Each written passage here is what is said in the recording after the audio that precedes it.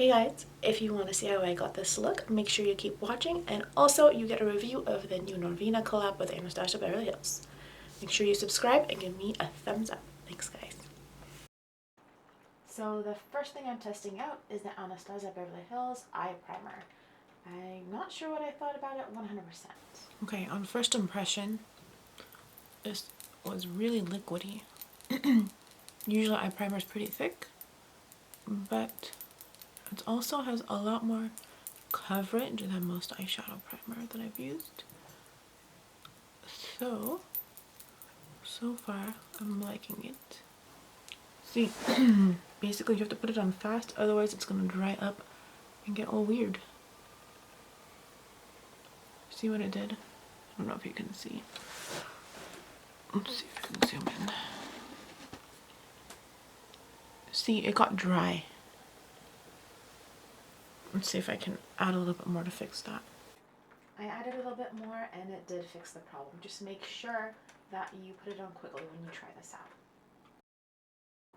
So I went in with a bone color really quickly to set my primer, and then I went in with a Norvina color in B1, and I'm doing a halo eye look. So the first thing I do is the outer edges, both the inner corner of the eye and outer edge of the eye. This product actually is really loose, so it has a lot of fallout. You need to be really careful with this. The pigmentation is amazing, but my recommendation is that you put it on a little bit at a time and then blend it out. If you get some fallout on your cheeks, use a really fluffy brush and just brush it off. Then I went in with a color C1 to darken out the edges.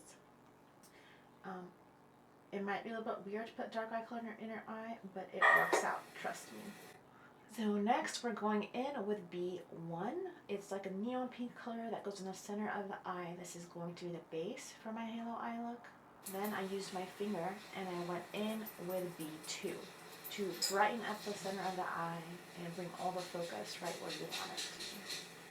So I don't know if you've done this before, but I put B2 on my lips as a base for my eyeshadow, my lips.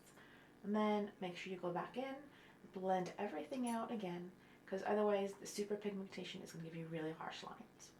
Take a disposable lip applicator and use it to put C1 and B1 as your lower lash line. And then we're going to go back in and smudge it out with a brush, just so, again, you don't want harsh lines. And then after this, I went in and I used my gel eyeliner from Pretty Vulgar, comes in a little bottle, to do my inner lash line and my upper lash line. Again, you can use a disposable lipstick applicator to do this. It works perfectly and it's sanitary because you can just throw it out and get another one for the next time. So next for my lips, as soon as I did this, I went and I got my color Vampire by Kat Von D Beauty, and I put it on top of B2 and blended it out. Vampire by itself is a little too harsh for me, but once you blend the two together, it's amazing. For my liquid eyeliner, I used Roller Liner by Benefit Cosmetics. This is one of my favorite liquid eyeliners.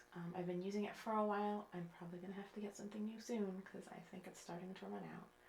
But I went ahead and I used this to do my wing. And I start with my inner corner because it elongates my eye and it gives it a nice shape. And then you go to the outer edges and slowly draw out your wing and finish it off with a triangle.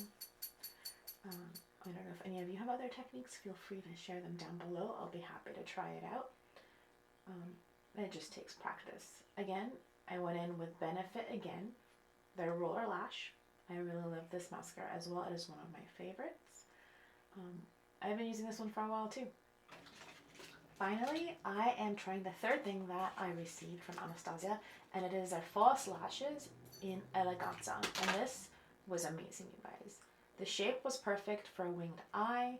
The lash line was so narrow, there was no problem at all. Just put it on and gave it a slight pinch, and it was good to go.